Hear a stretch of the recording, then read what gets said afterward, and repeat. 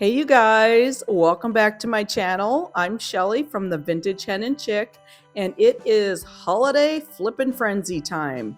A group of us from Sonnet's creative membership group teamed up for a fun holiday collab where we each sent surprise items to another creative to flip. My items came from Sylvia at Backyard Brushes, and I can't wait to show you what I made. Check out the playlist in the description to see all the other flips too. Now let's get started. So Sylvia sent me 6 items total, and here they all are. I chose 3 of them. Let me know in the comments if you can figure out which 3 items that I chose to flip. We only have 20 minutes for this video, so I couldn't do all of them, but the rest of the items I will put on my shelf and I will do in future videos because she sent me good stuff.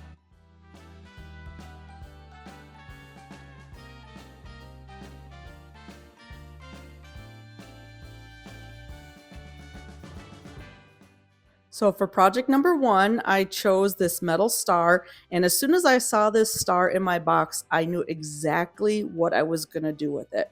And so I'm just going to remove the twine that's hanging on the star. Before I get started, I have already cleaned it completely. You want to always start out your projects with a clean surface. Now the first step that I'm going to do with this star is I'm going to be using the Dixie Belle Copper Patina paint. And I wanted to give this star a copper rusty patina. And so I'm going to take my dauber here and I'm going to daub 1 coat of the copper patina paint over the entire star. With the patina paint, you want to do 1 coat first, let it dry, and then come back and do a 2nd coat. And while it's still wet, that's when you spray your patina spray on. So I'm going to let this dry and then we'll come back and do the 2nd coat.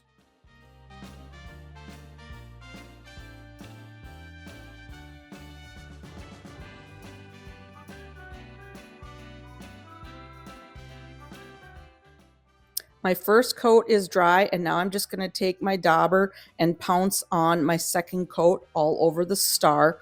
Once I get it applied, then I'm going to take my patina spray and then spray that on the wet copper patina paint. And for this project, I'm going to be using the Dixie Belle green patina spray and the blue patina spray. I wanted to create a rusty kind of copper finish, and those 2 sprays will do that. And when I'm using my spray, there are 2 settings on the nozzle. There's either the spray or there's the stream, and I'm using spray for each one of my bottles. And so I'm going to start out with the green spray, and I'm going to mist a layer over the wet patina paint. Once I get that covered, then I'm going to take my blue spray and go over the rest of the star with that. Once I have the spray applied, then I'm going to let it dry. Takes about 4 to 6 hours for that patina to develop, and that's when the magic happens. So I'm going to get this spray applied and then let it dry, and then we'll see what it looks like.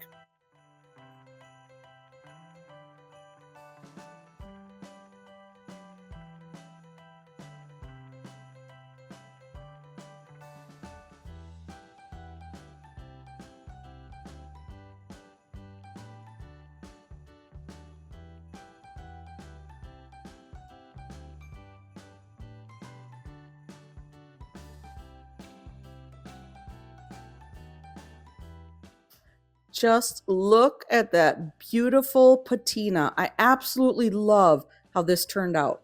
And now I'm going to use my Dixie Belle Satin Clear Coat and my Dixie Dirt in the color Earth to kind of grunge it up a little bit more. I'm going to apply a layer of the clear coat over the entire star, and that's going to act as kind of my glue for my Dixie Dirt. Once I get the top coat on, I'm going to take a small brush and dip it in my Dixie Dirt and kind of grunge it up a little bit. And then I'm going to take the brush that I used to apply the top coat and then just blend everything in. So I'm going to go along the outside of the star, along all of the peaks and valleys in the star, and just make it look old and vintage and dirty.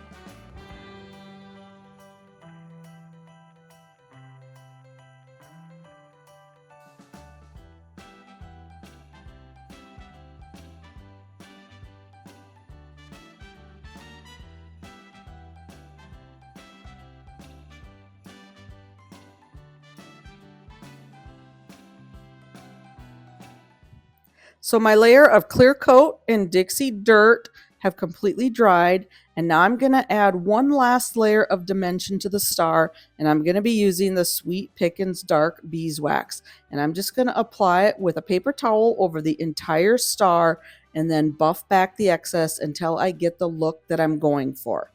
Stick around for the reveal and let me know in the comments how you think I did with this first project in the Flippin' Frenzy.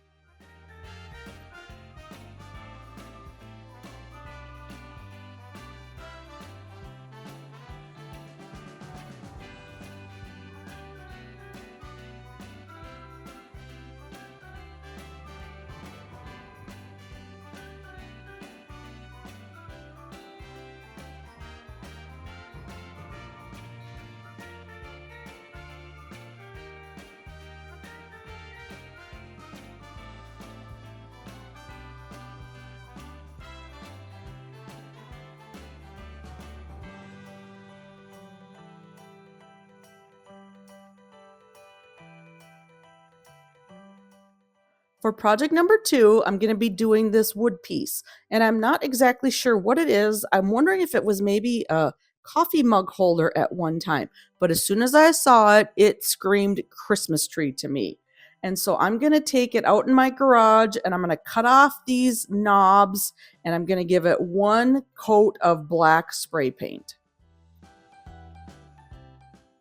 So I cut the knobs off, I sanded everything down, and I gave it one coat of black spray paint just to use kind of as a primer coat because I'm going to be doing milk paint on this tree. And so I'm going to be doing a combination of Sweet Pickins basil and in a pickle. I did a half and half mixture with them, 1 scoop of each. And with milk paint, you mix half water to half milk paint powder. And now I'm just going to apply one coat to start with over the entire tree, and then I'm going to let it dry completely. Once it's dry, I am going to do a second coat, and we'll see what kind of chipping or cracking we get on this tree.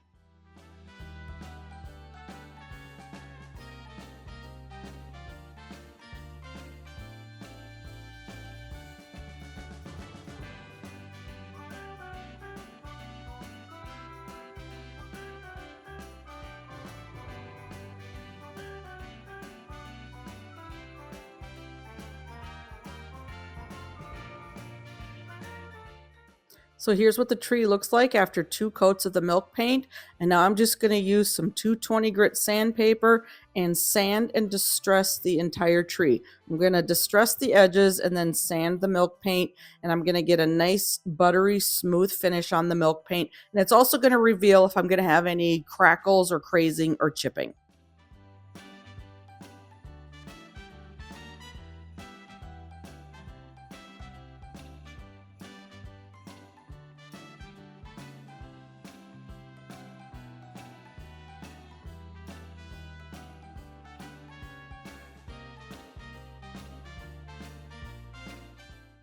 Now I'm going to dress the tree up with some transfers from the IOD Christmas Joy and Winter Botanist transfer set.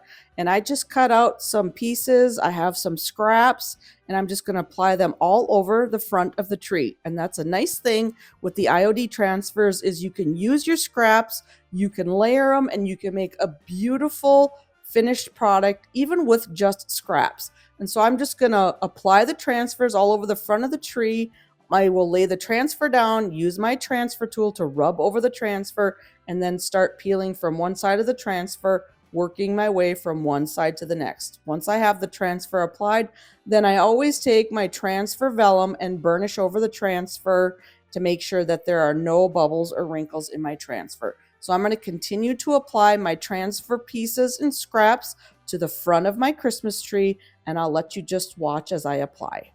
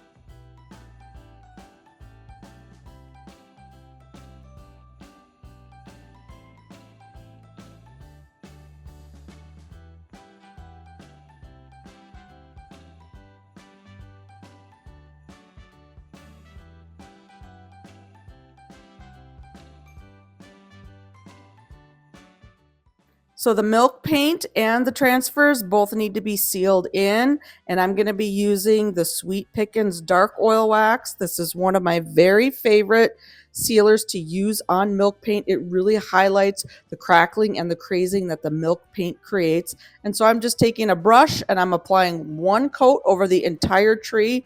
I'm going to set it aside for about 10 to 15 minutes because I really want that oil wax to absorb into that milk paint.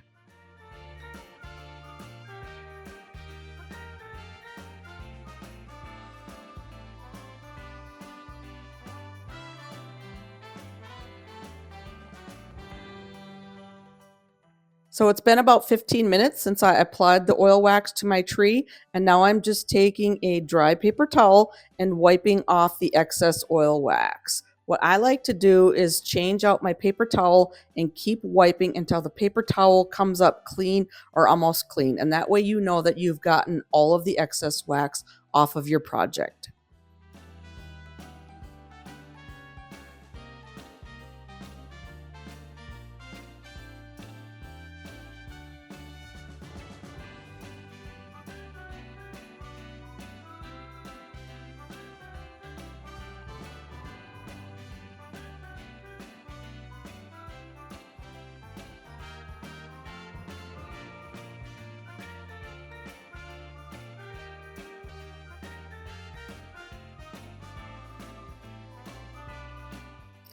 Project number 3 in this flippin' frenzy is this wooden cigar box.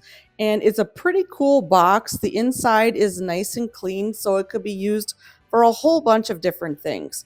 What I'm going to do is I'm going to start out by giving it 2 coats of Dixie Belle's Collard Greens, which is a chalk paint. And I love this shade of green. It's a really deep, rich green. It's almost close to a black. And so I'm going to do the 2 coats on the entire outside of the box and let it dry in between each coat.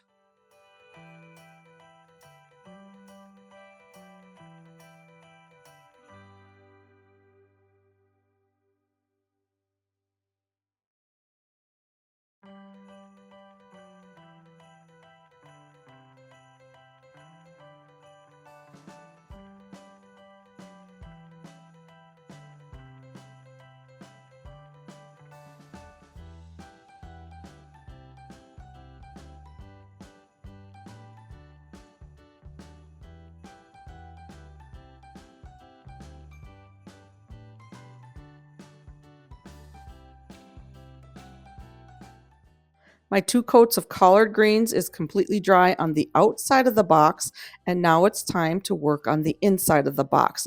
I'm going to be decoupaging some rice paper on the inside lid of the box, but I'm going to start out by applying just 1 coat of my Dixie Belle Fluff chalk paint to the area where I'm going to be decoupaging my rice paper. The reason that I do this is because the light color of the fluff chalk paint underneath my rice paper is really going to make my rice paper stand out.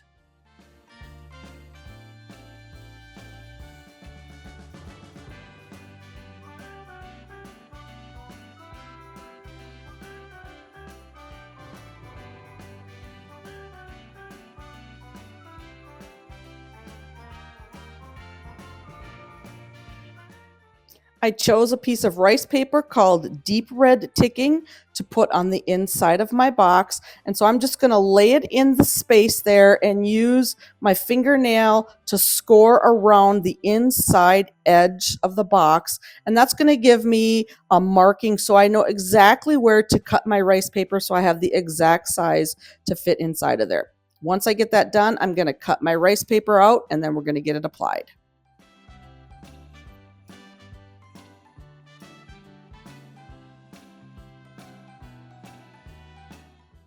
So before I get this rice paper decoupaged to my lid, I'm going to take it and I'm going to mist it really well with my mister bottle. And misting it with water, what this does is it helps that rice paper, the fibers in it really expand and almost stretch a little bit, and it also helps to prevent wrinkles. I'm going to be using my Dixie Belle Satin Clear Coat as my decoupage medium, and I'm going to do this lid in 2 sections. So I'm going to start with one section, get a nice coat of my clear coat applied, and then I'm going to position my rice paper on the area where I need it to be. Once I get it laid down, I'm going to use my hands to kind of smooth it out, and then I'm going to come back with my brush and apply the excess decoupage medium that is on my brush over the rice paper and smooth everything out. Now I'm going to apply my decoupage medium to the second half of the lid and repeat the process. Lay down my rice paper, smooth it out with my hands, and then use my brush to smooth everything out. Once I have everything smoothed out, I'm going to go over the entire piece of rice paper, smoothing it out and sealing it in at the same time.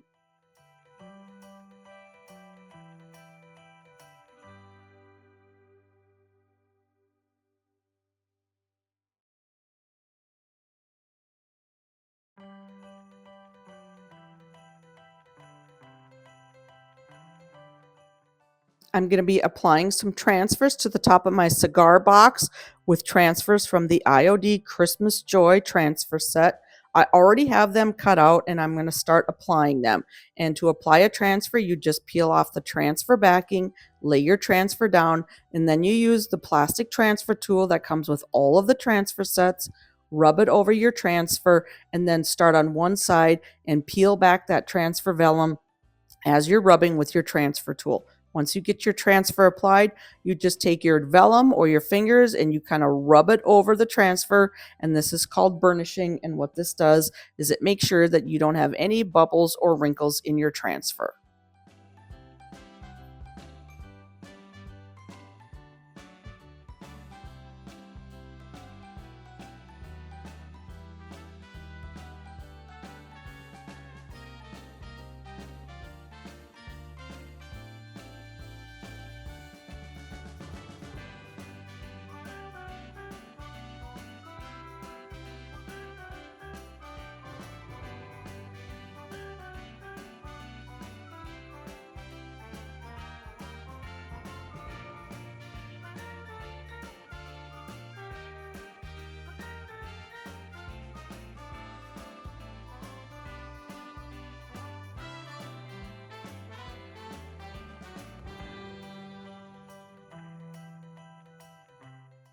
The final step in my cigar box makeover is to seal everything in. And so I'm just applying one even coat of my satin top coat over the entire box.